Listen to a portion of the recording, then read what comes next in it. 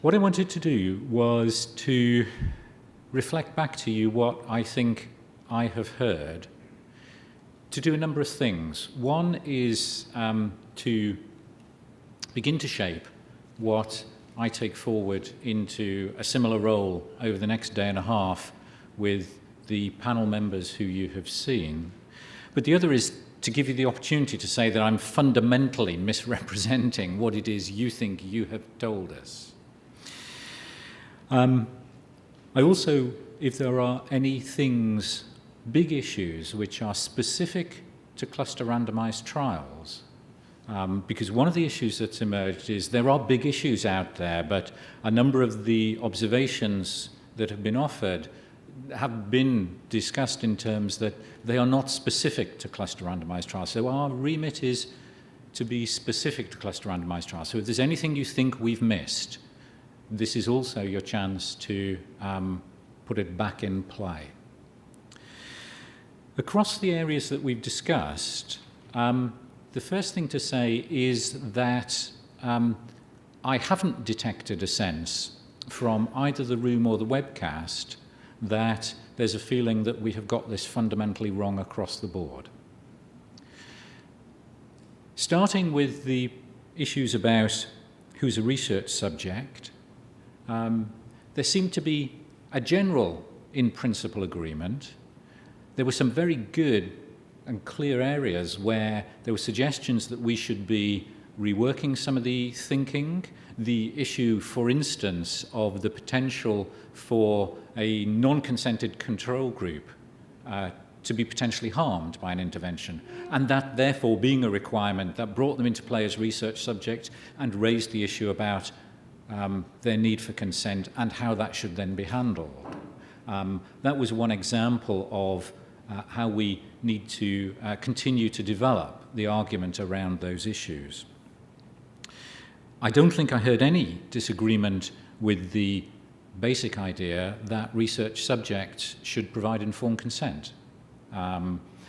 What I think I did hear was a number of suggestions about the fact that once one got into the area of thinking about the criteria for requesting and granting waivers of consent, that became a more nuanced area, and we might need to do some further thinking about trying to come up with examples where we thought it might break some of the arguments that we had made.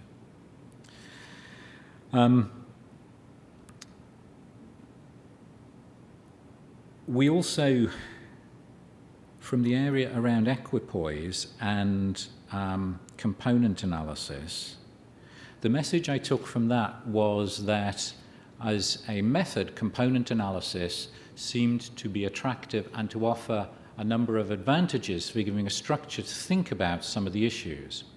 We got very clear messages about some of the terms that we used within that, and indeed the issue of improving some of the terms that we might use has applied across many of the areas, including, not least, the ones we've just discussed. There were issues about the terminology we might use within that. I think we have to work at exactly how we deal with the arguments about and the issues around equipoise, and the nth degree to which one could potentially take that if one began to enunciate it to apply to pretty much anybody. And so I'm confident that Charles is going to be able to fix that tomorrow. There was also the challenge that we should think about whether or not non-clinical studies offered us the same examples as clinical studies, and it would be really good to get some examples of non-clinical studies that aren't going to work, because then we can work them through and see what they do to the principles. So that would be incredibly helpful for us to move that area forward. And there was the area that Charles identified in the presentation as one where we're just not sure at the moment, and this was around interventions with healthcare professionals in areas of knowledge translation, where we've just got to keep thrashing away at the arguments, and we don't think we're there yet. Unfortunately, none of you gave us an answer to our problem, so we're going to keep going with that. And then the last two presentations, the issues of vulnerable populations and what was termed in the presentation gatekeepers, though again there was suggestions about terminology and what words we should be using. There was considerable discussion around issues of legitimacy, what constitutes legitimacy, and what the range of roles were for these people, whatever it is we end up terming them, and to whom they are responsible in terms of whatever roles it is that they are occupying. And hopefully what we will be able to do is come up with some principled framework by which that can be thought through. Again, I don't think we will necessarily take it to the nth degree of every possible context, but it would be really good to have problematic examples that can inform the way that we think those sorts of things through. Vulnerable populations, finally, a clear agreement that vulnerable populations exist. The thing that I was left uncertain about is that vulnerable populations are already fair and square addressed by existing ethics guidance. And clearly, anything that we would take forward would be done within the context of existing guidance. And one of the things I think we need to work on over the next day and a half is how within cluster trials separate from issues about gatekeeping, the issues are different. And so one of the things your comments and questions did was begin to, at least in part inside my head, crystallize those issues that we still need to work on.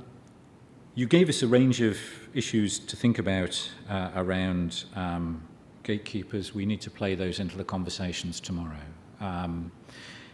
That is my sort of overall take of what I think I heard.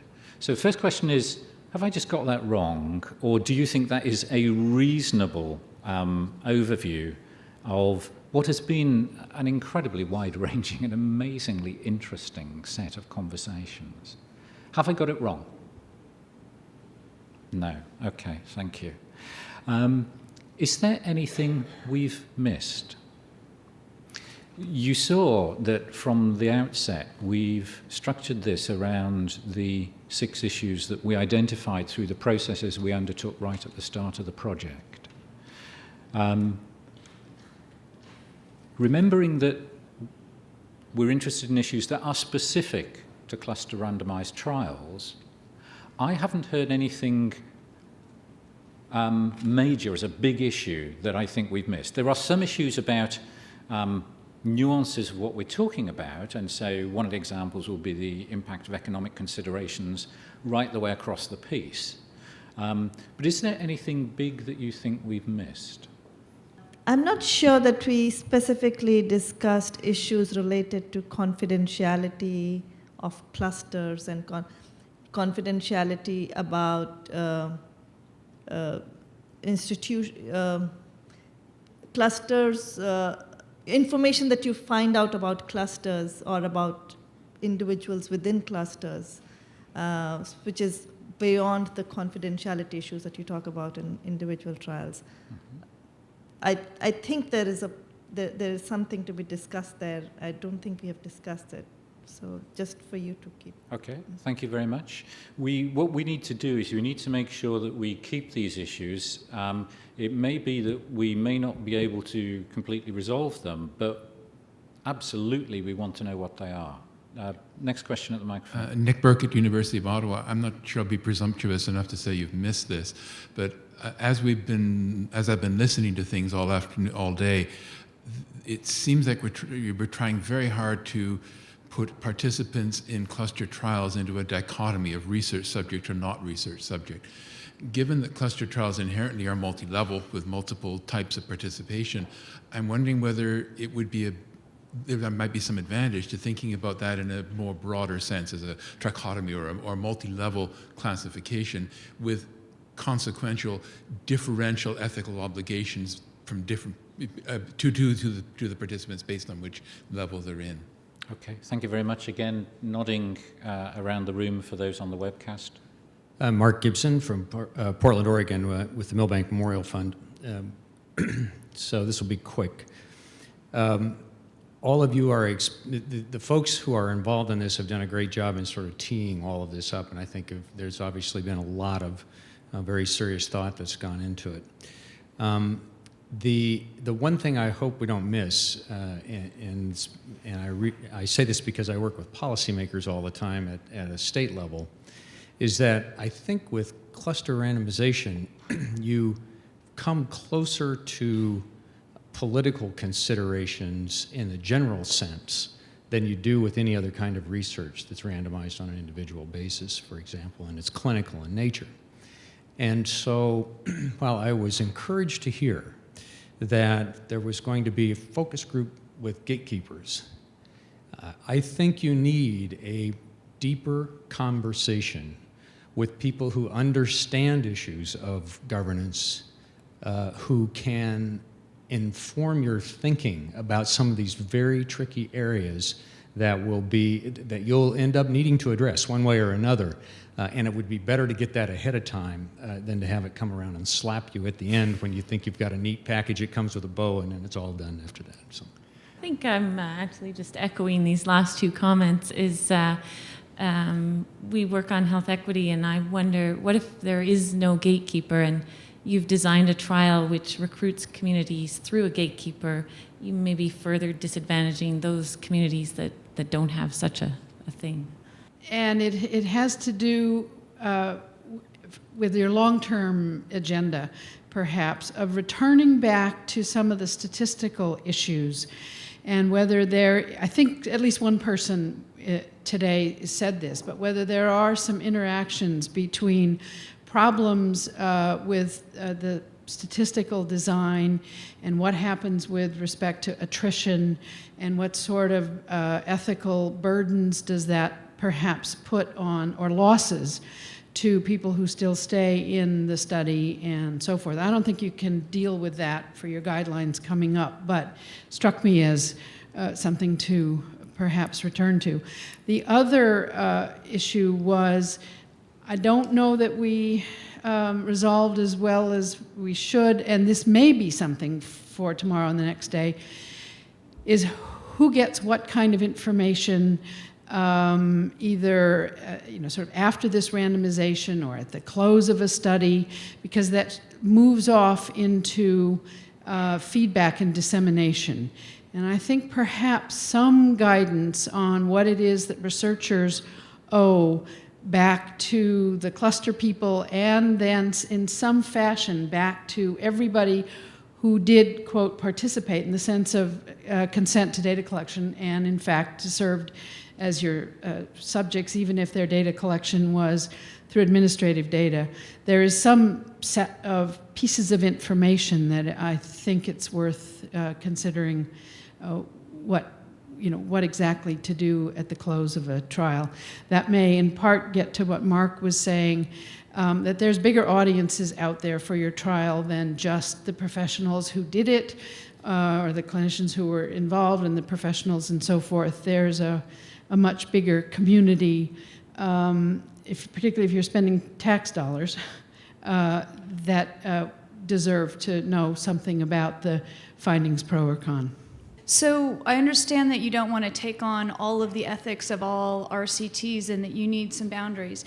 But I also would encourage you not to assume that everybody who comes to CRTs comes from doing RCTs. I think a lot of researchers do cluster randomized trials, and before they were doing quasi-experimental designs or something entirely different. And so they are not going to have all of those ethical standards from RCTs in the back of their head when they look at this additional set of standards. So I think it can be useful, at least for the really important assumptions that you're bringing forward, to make sure to bring them forward so that people know where you're starting from in case they're coming from the other side of research.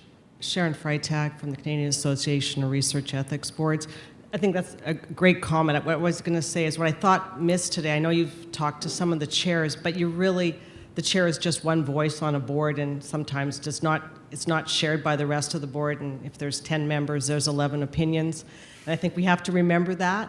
And I think, as a matter of fact, it's interesting because I've actually had a consult last week on a cluster randomized trial at my own institution, and possibly it might be something that we could talk about because they're actually very interested as to even how to present it to our board.